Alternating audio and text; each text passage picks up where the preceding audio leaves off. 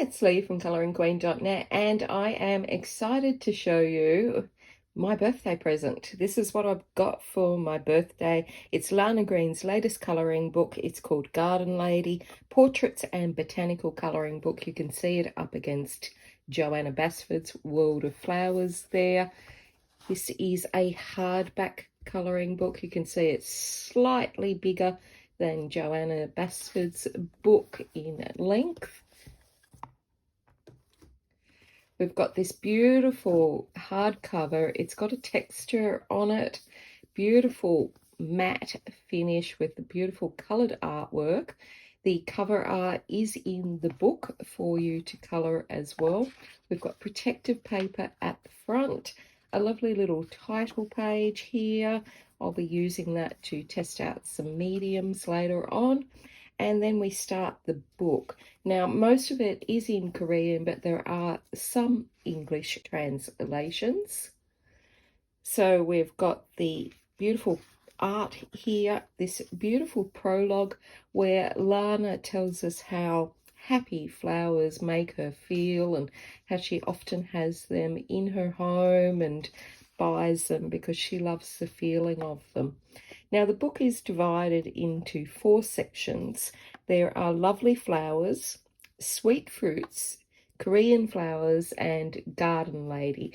So basically, every picture involves a portrait with some sort of flower or fruit in it. So in our first section of lovely flowers, we have got our beautiful tulips here on the right hand side, coloured inspirational image, and then the large image here on, the right hand side. The coloured image is on the left, obviously. Now the line art is like a sepia colour. It's not quite black, it's very dull and more of with a brown tinge to it. So we've got that beautiful liner. It is just stunning. It is not black, but it's not really brown either. It's sort of a mix in between them, and a very soft grayscale. Now the paper is beautiful. It has a slight textured finish to it, so I'll be interested to see how the pencils go on it. We've got our gorgeous daisies there, and I will put the names below the video if I remember. And the paper, I think, is probably 150 grams. It feels quite thick, and it feels like a medium to heavy with a lovely slight texture on it. And our gorgeous lilies here. I can't have those anymore because they're toxic to cats. So we've got our beautiful, I think that's a chrysanthemum there. Absolutely stunning. Now there are 80 pages in this beautiful book. We've got our lovely sunflowers here. And she's got lovely grey sort of blue hair there, hasn't she? And our beautiful peonies, absolutely stunning. Lana's artwork is just beautiful. And she has an Etsy store where you can also buy individual pages if you don't want to buy a whole book. And this one's just gorgeous, a rose. I'd love to be able to colour that fur the way she does. So that's it for our lovely flowers section. Now we're on to our lovely fruits, starting off with some beautiful lemons and then some beautiful blueberries and raspberries, very good for you. And aren't these pictures just stunning? Her colouring is just amazing as well. This is the peach, and just look at all of these gorgeous tight curls and the delicacy of these features. And it's really great that she has a number of different women from different cultures and different facial and hairstyles as well. Now the binding is glue and stitched, and so it turns over quite easily. Now here we've got our gorgeous cherries, absolutely stunning. She's even got cherries on her dress. And our lovely pineapple lady. Now, I will put links below where you can buy the book. There are a lot of sellers now selling Lana's book. Some beautiful grapes here. Very gorgeous pose on this one, even with the wine. She's very clever.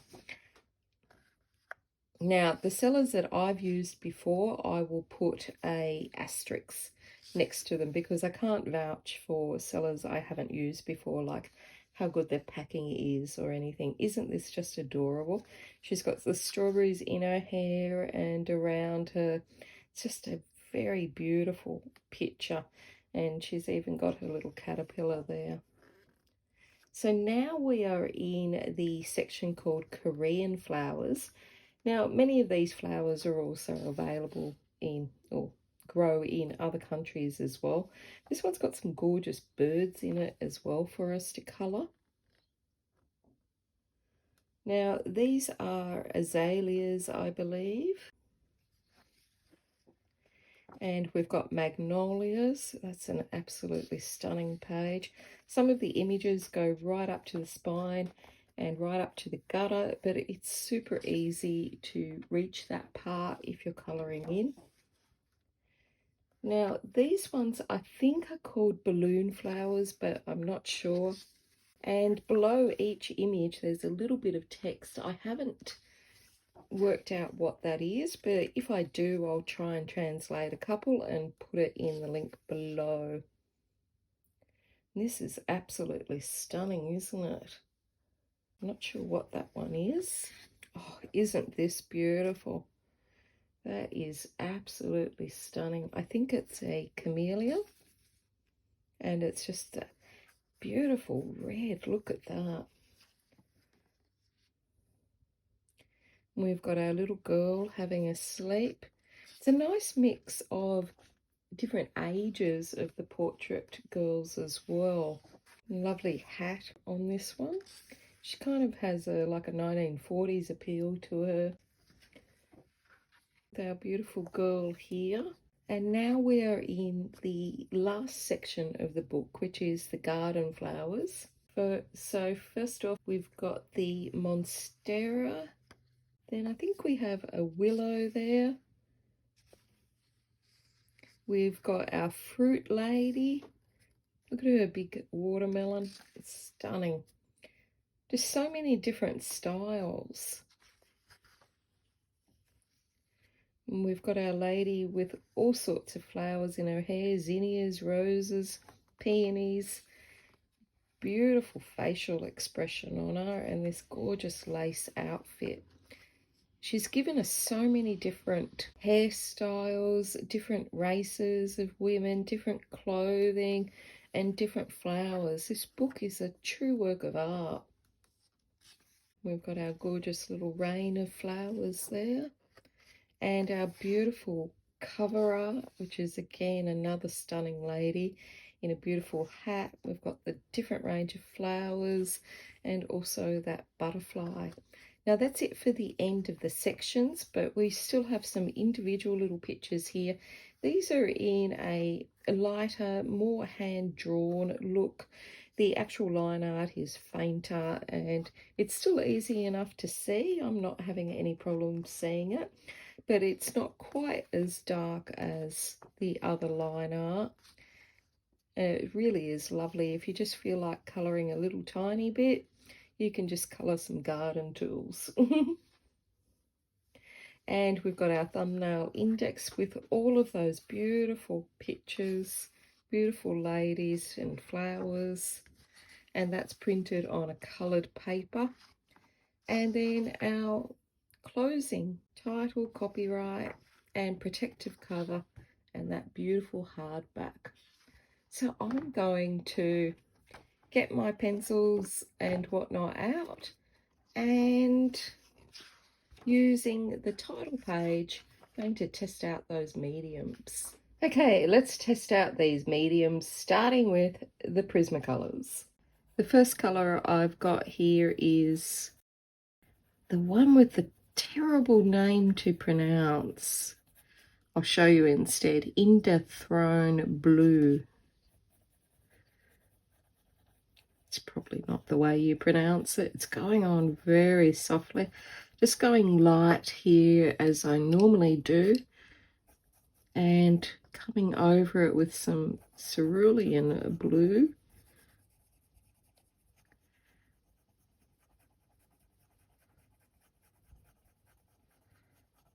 And just very quickly blending that into that darker color that was there before. And finishing up with some light cerulean blue. It's going on very creamy. This one seems to have more of a creamy texture than the previous two blues. It's funny how some pigments work that way. Now, I always go light first because it's easier to erase if you make a mistake. And so coming in with my second layer, it's going really well on the paper, but there is quite a bit of tooth still showing. I could firm it up, but I prefer to do more layers. First of all, because again, it's easier to erase. But second of all, if I go too firm, my wrist hurts. So I prefer not to have my wrist hurting. So going back again. And this clearly can take multiple layers. And I am just going very fast because I don't want to waste your time. And I couldn't find my stencil this morning to cut out my circles, so to trace out my circles, sorry. So they're way bigger than what I want, so I think next time I'll have to go a little bit less. I tried to find another circle template, and I was stuck having to use a 5-cent piece, so it's too big.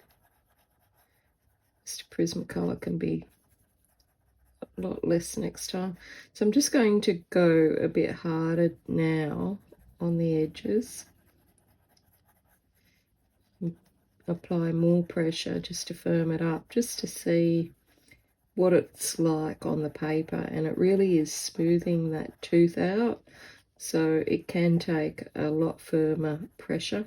So for those of you that are more heavy-handed, this paper is going really well with a firm and a light pressure. Now I'm going to use this one, and I'm going a lot firmer pressure than I had previously, just because I want to see what the paper is like when you're heavy on it. And it is actually flattening down the tooth. This light cerulean is just a lot creamier than the other two. It's like it's been warmed up. And just going back into that. So very rough. It's going really well. I'd say the Prismacolors are a real winner. And I did 3 layers there. If you're more heavy-handed, you could always just do the one. The paper seems to be fine with that. Let's try the polys. I've got a mix here, so I'm just going to try and make this circle a little bit smaller. This is going on smooth, but it does feel a little bit scratchy in comparison to the Prismacolors, but it is still very creamy, and it's flattening out the tooth a lot easier than with the Prismacolors. So I tend to use Prismacolors far more than polys, so it could just be that I am not adept at using them.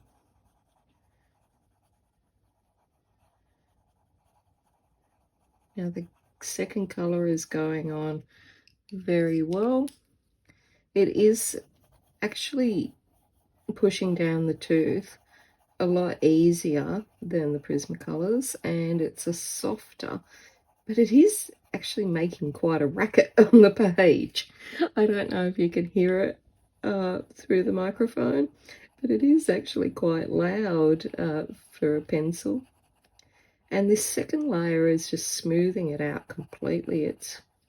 I've got to say, I think the The polys are winning as far as ease of use, because it's just a lot creamier and easier going down, but it just doesn't feel like it's doing anything.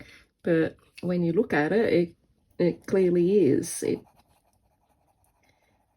You know, I guess because I'm not having to work as hard as I had to with the Prismas. With the Prismas, I had to adjust my pressure and to make it pull down the tooth, whereas this, I'm not having to work as hard. So we'll just go back through here. I think the Prismas do, though, have a better colour.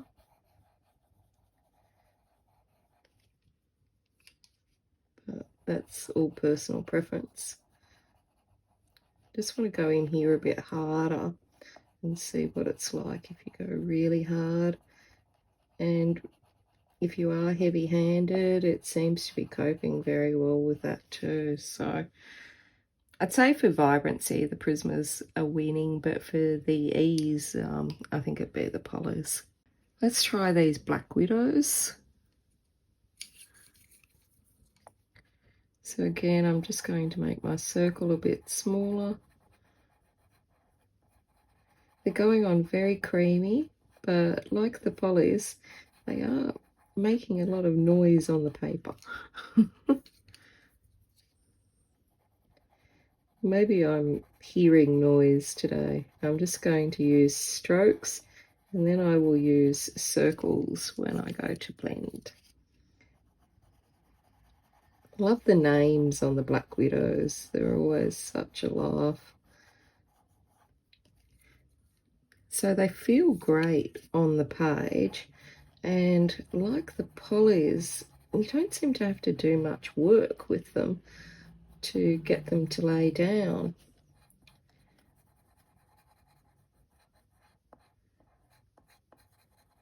I just wanted to go in a bit heavier and see what they were like, and they're pretty good. Just going to go back here.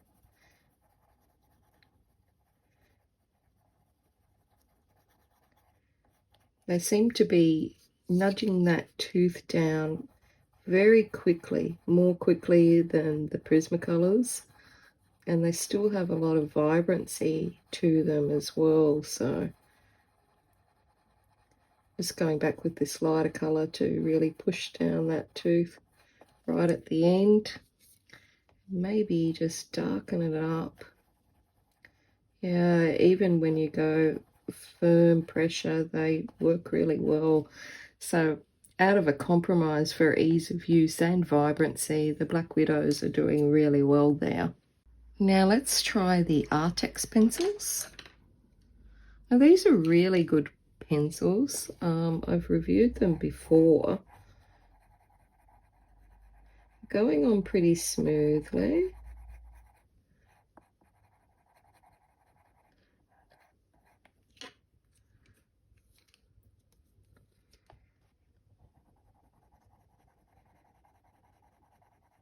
I think it must be me. Every pencil I can hear today making a scratching noise.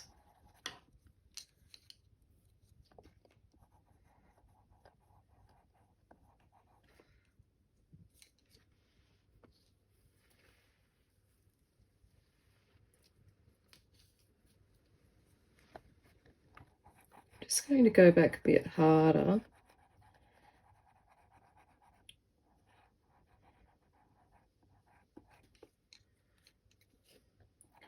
They are covering the tooth. I'm coming in a bit harder now. A bit firmer pressure going back into that first colour. They are covering the tooth, but I can still see a bit of tooth there, but it's not bad. They seem to be nice and creamy, but I do think the Black Widows might be the winner there. Let's try some Crayola.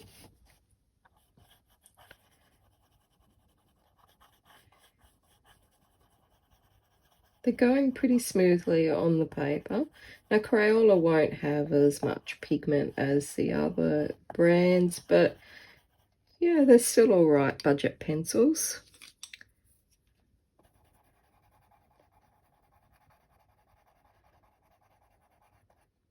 They're blending into one another pretty easily.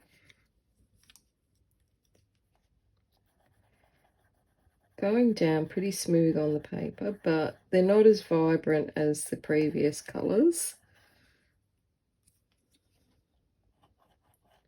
If we go in a bit harder, we can really flatten that tooth out with the Crayolas.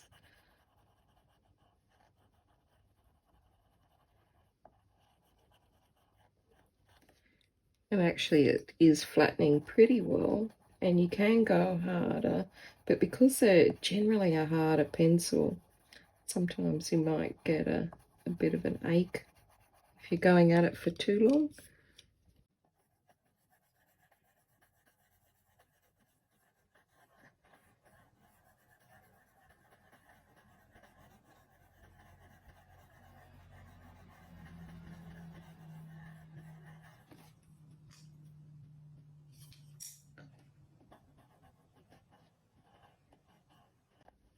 So we did manage to flatten down the tooth.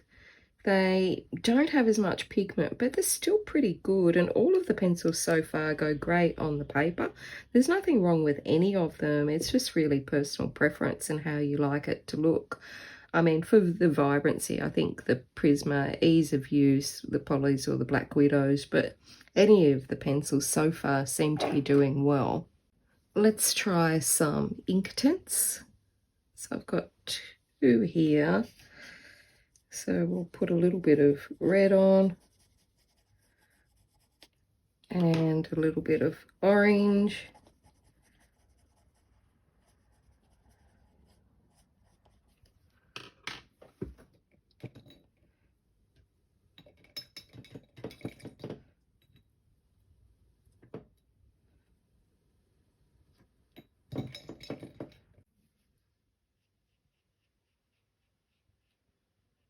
This is just a very old water brush, so excuse its wonkiness. And that is just dissolving beautifully. And it really is sinking into all of the tooth there. We'll see if it buckles at the end. Now let's try a Tombow marker. Now these are water-based, so you can use them direct, or you can add water to them. So let's see on the other side. We can see that both of them have ghosted through to the other side. Let's add a bit of water to the Tombow. It's not really dissolving that well. Usually it does, but that's not. It's really much more for pencils or maybe the Inktense, but when this is dried, it's actually faded the color a lot there. And the Tombow has actually come through, and even through to the protective paper. Okay, I am just going to put this behind because I don't want the Copic to come through on the protective page of my gorgeous new book. But the Copic is definitely going to bleed. The Copics are alcohol markers, so things like your Sharpies, your Bics, they're not designed for this sort of paper. They're designed for alcohol marker paper, like Express Blender card. So we'll put a bit of Copic alcohol marker on here, but I'm pretty sure it's going to come through on the other side. And yes, it has. I am surprised that the Tombow has come through. And I'm also surprised that the Inktense is just not as vibrant as it normally is. So let's go again. Let's see if we can give this a bit more colour.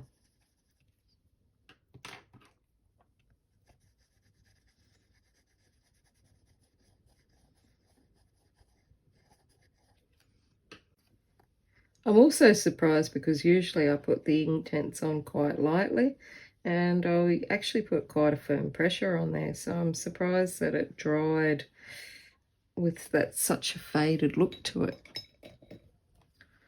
So we'll just wait for that to dry. Okay, it's now dried, and as you can see, the Inktense is a lot darker now, not quite as dark as I'm used to. The Tombow actually dried a lot lighter. Now that we can see them all together, the Prismacolor really is more vibrant, but the others were a lot easier to use. The Crayola doesn't have as much pigment, but that's to be expected. What I was surprised about was the Tombow markers bled through. Now, usually the water-based markers don't. The Copic, as expected, bled through, and the Inktense also ghosted through to the other side. So if you are going to use water-based mediums, make sure you maybe test it out on this title page first with your own style.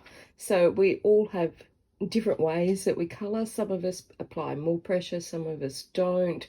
Some use more water when you're using mixed media. So test it out on the title page. Make sure you put a piece of paper behind it, because even my Tombow did ghost a little bit to my protective paper there. So just test it out with your own colouring style before you dive in and do a picture. But that's it for me for this gorgeous colouring book from Lana Green. Absolutely stunning. Links to buy it are below the video. If they're marked with an asterisk, I have personally bought from that business before and can recommend them. So until next time, stay safe and happy colouring.